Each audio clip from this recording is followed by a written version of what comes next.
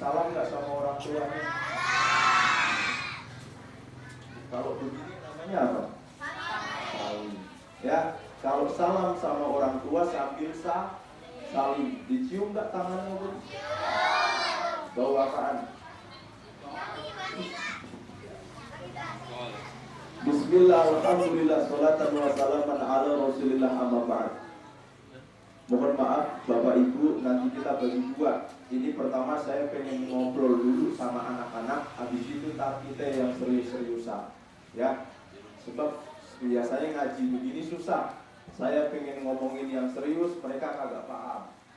Pengen ngomongin yang guyon, ya ntar dikira bercanda mulu sama yang tua-tua. Nanti bagi dua. Ini yang buat yang kalian dulu. Nih yang dengerin, nanti ada pertanyaan kalau kakak habis cerita. Pernah denger Isra Mi'raj ya? Ada yang tahu tentang Isra Mi'raj? Sekarang tanggal berapa? Iya. Tapi bukan itu pertanyaannya. Ada peristiwa besar sekali pada tanggal 27 Rajab. Ingat baik-baik. Tanggal 27 Rajab. Tanggal 27 Rajab, Nabi Muhammad SAW dijemput oleh malaikat Jibril. Siapa yang dijemput?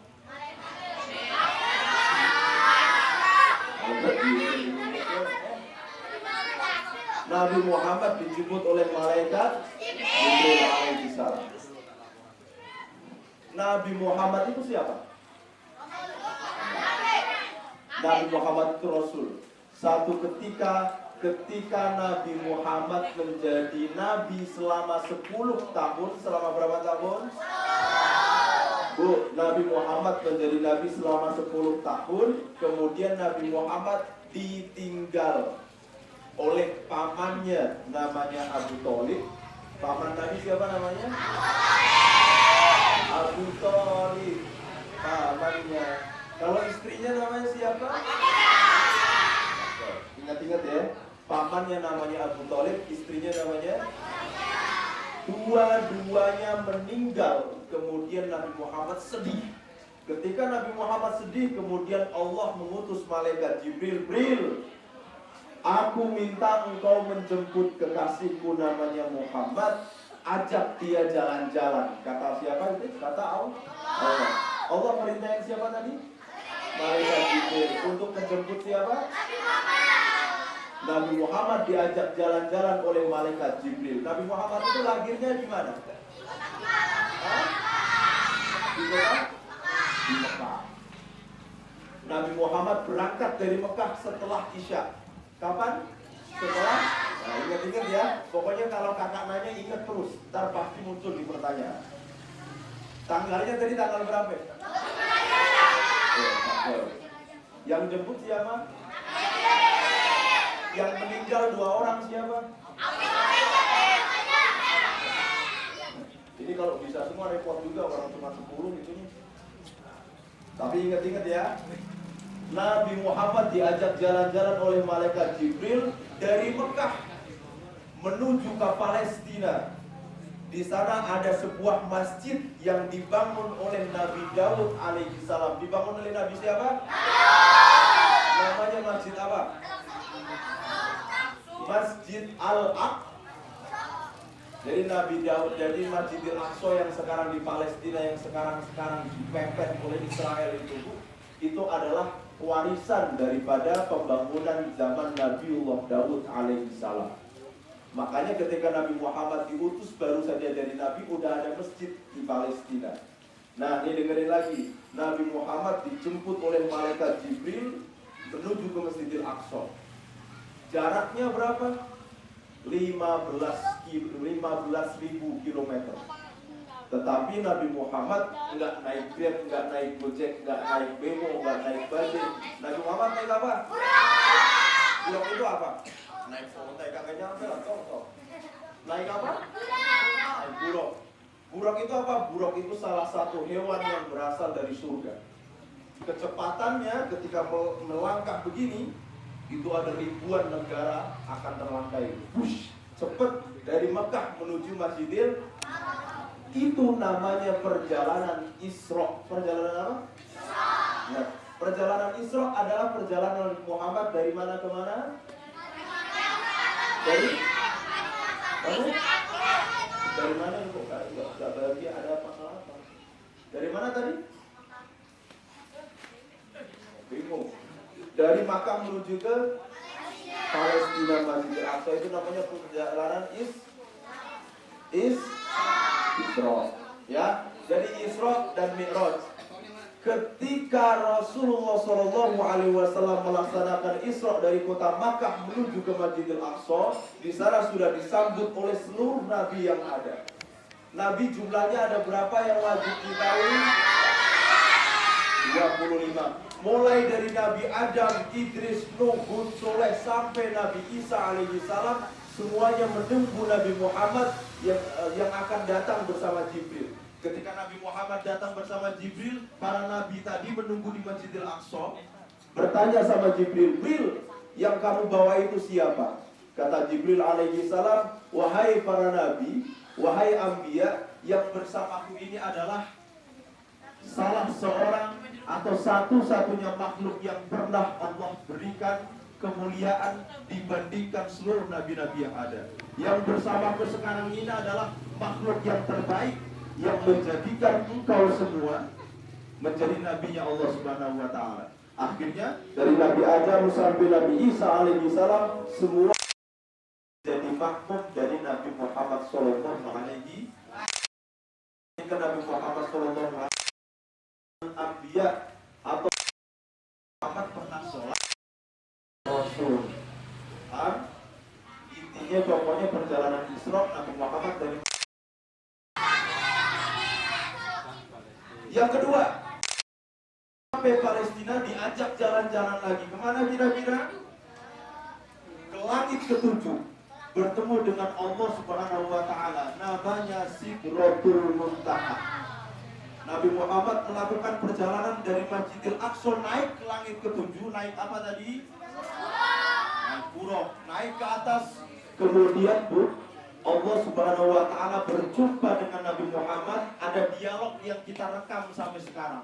Apa dialognya? Ketika kita tahiyat, kita membaca at-tahiyyatul mubarakatus shalawatut thayyibah. Allah ketika menyambut Nabi Muhammad di Sidratul Muntaha, Allah berkata, "Assalamu alayka ayyuhan nabiyyu wa rahmatullahi wa barakatuh." Nabi Muhammad disapa oleh Allah yang sampai sekarang kita hafalkan di tahiyat kita. "Wahai keselamatan bagimu wahai Nabi." Kemudian dijawab oleh Nabi Muhammad, "Assalamu alayna wa ala ibadillahi sholihin." Nabi Muhammad ketika didoakan keselamatan oleh Allah, Nabi Muhammad mengatakan, "Ya Allah, keselamatan tidak hanya kepadaku saja, tetapi kepada kami dan seluruh hamba-hambamu yang soleh." Makanya sampai sekarang kita rekam dalam tahiyat kita, itu adalah dialog antara Allah dan Nabi Muhammad ketika berjumpa di Sidratul Muntaha. Perjalanan Isra dan Mi'raj itu dua. Yang pertama dari Makkah menuju ke Masjidil Aqsa, yang kedua dari Masjidil Aqsa menuju langit ke. Dari Masjidil Aqsa menuju langit ketujuh itu namanya perjalanan Mi'raj. Perjalanan apa? Kami ya. Yang nemenin siapa tadi? Malaikat. Ketika Rasulullah diantar oleh Jibril menuju ke Sidratul Muntaha, Malaikat Jibril alaihi salam tidak menemani beliau sampai bertemu dengan Allah.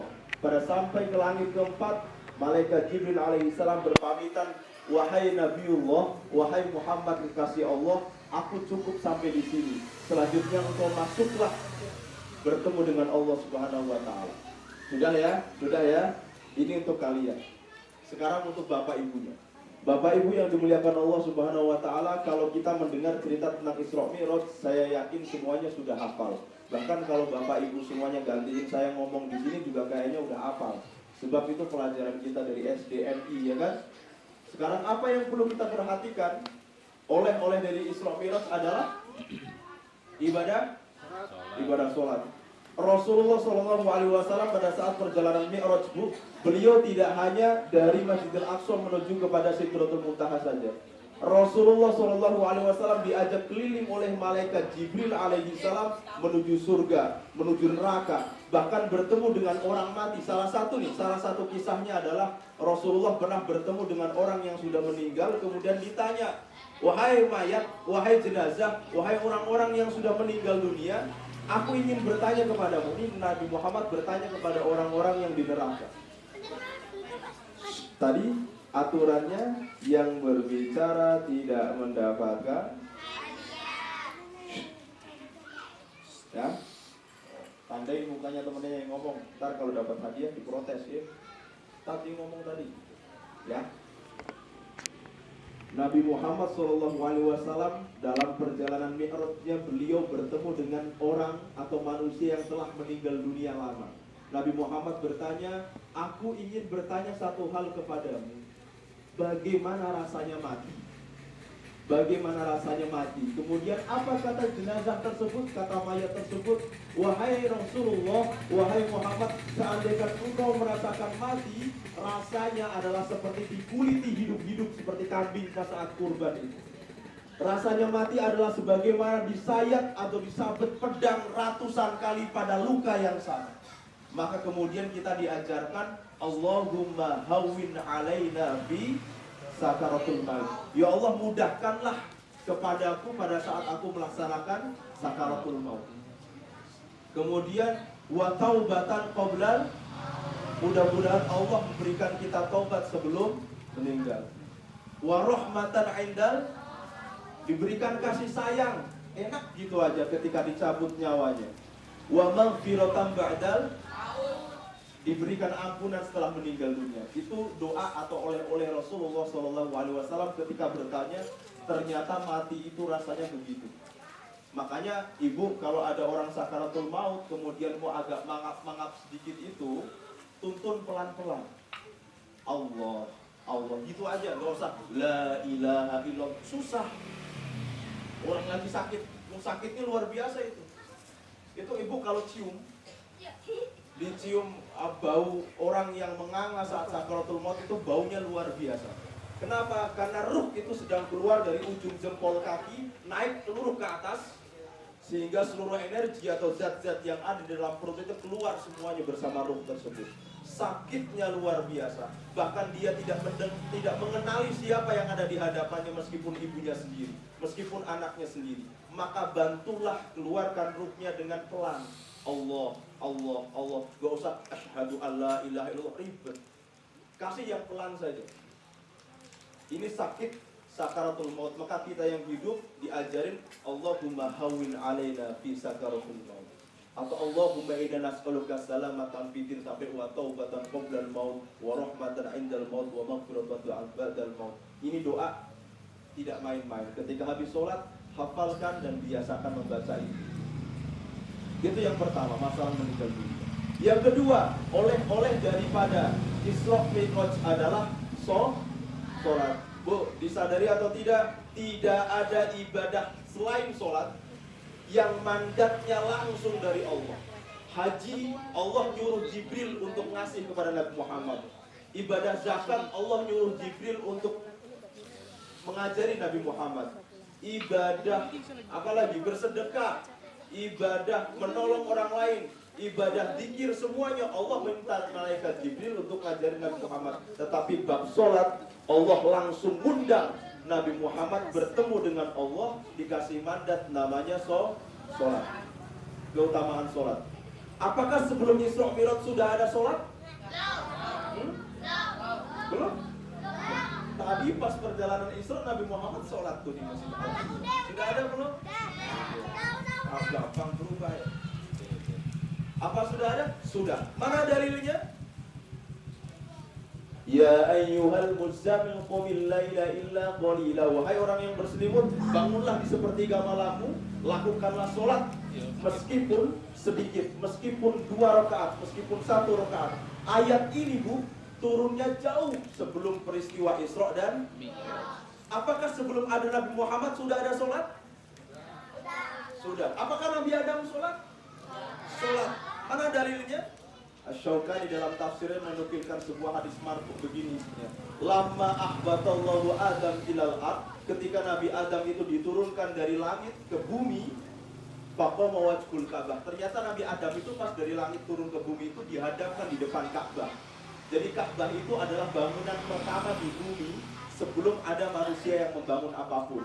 Jadi Ka'bah itu bangunan yang pertama, Bu. Yang bikin siapa?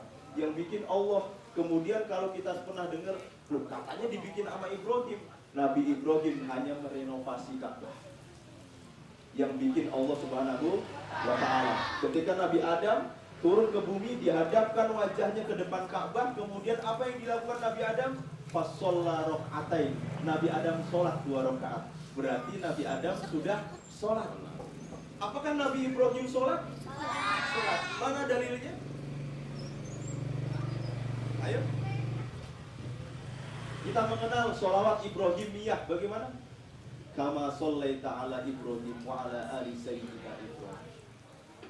Ketika Nabi Ibrahim alaihissalam diminta untuk mengevakuasi, membawa anak dan istrinya Siti Hajar dan Ismail dari Palestina ke tanah Mekah.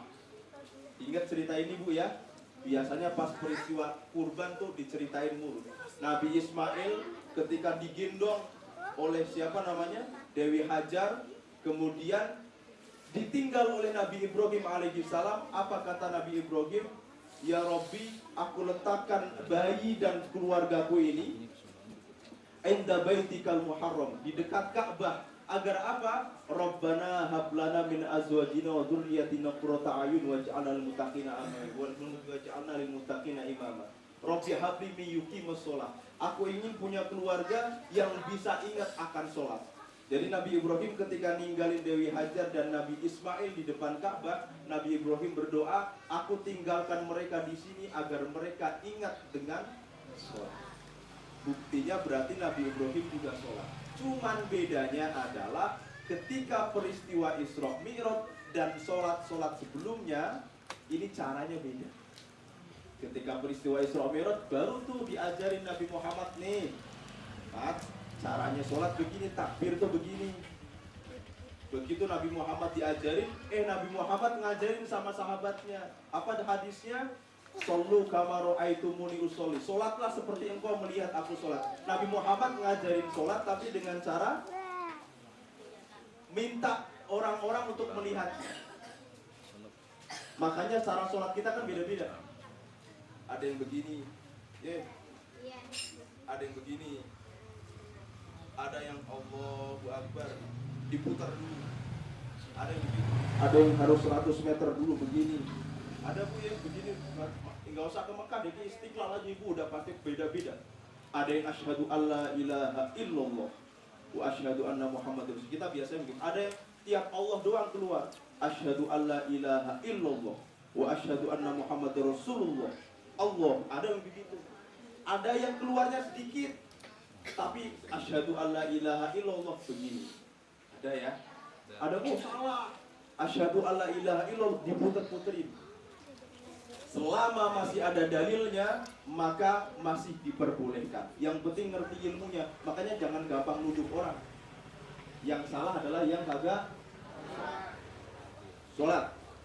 Kemudian mulianya sholat adalah selain dilakukan oleh para nabi, sholat itu adalah satu-satunya amal yang akan menjadi jaminan seluruh amal kita. Seorang sahabat namanya Abdullah ibnu Mas'ud radhiyallahu anhu, seorang sahabat yang sudah dilegitimasi, sudah dijamin masuk surga, pernah bertanya kepada Nabi Muhammad, ya Rasulullah, ayul a'malul afdol, berikan kepadaku satu amal yang paling baik.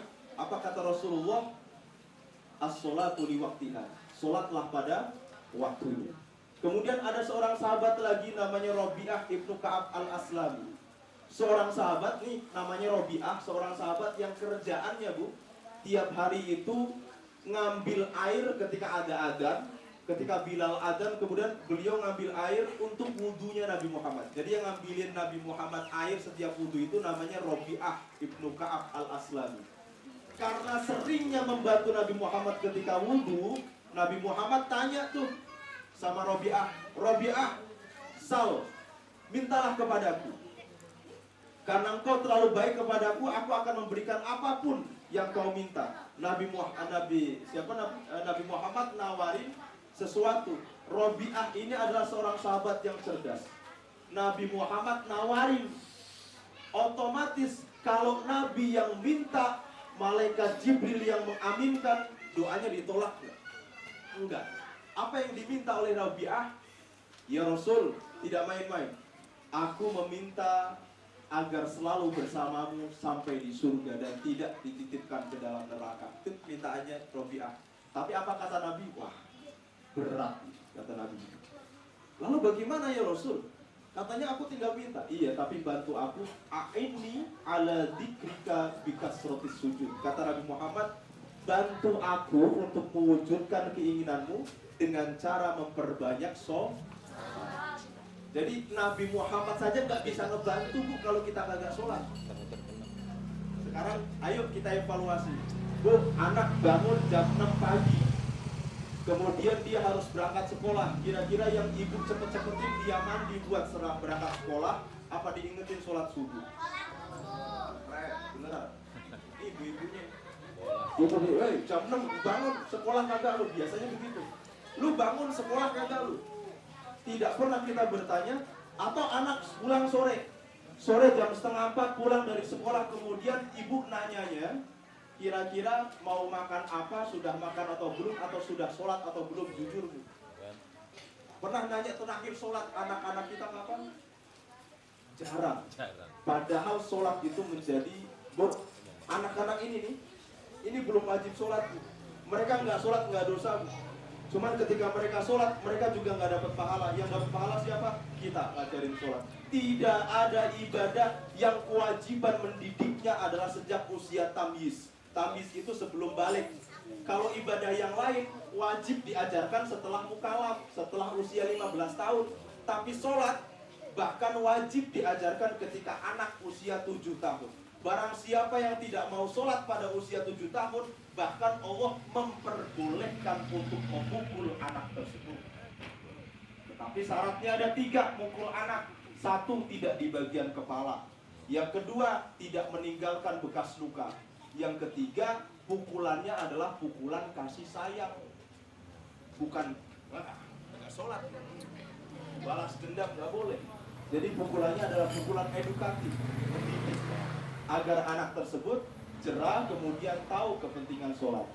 Gitu ya. Jadi ajarin sholat dulu, kagak, jangan manasik. Ibu gak pernah ngajarin anak-anak TK manasik, pernah lihat Bu? Nah, terus yang belajar pas TK itu sekarang udah berangkat haji belum? Anak-anak TK diajarin manasik. Yang tua-tua begini aja mau naik, malah harganya naik. Ya dong. Anak-anak sholat dulu aja deh. Tanya tuh, udah hafal belum tahiyat? Tanya tuh, udah hafal belum iftitah? Tanya, udah hafal kunut atau belum? Kalau sudah hafal semua dari niat sampai salam, kamu doa apa nak setelah sholat? Tanyain. Dia sudah doa apa setelah sholat? Ajarin itu.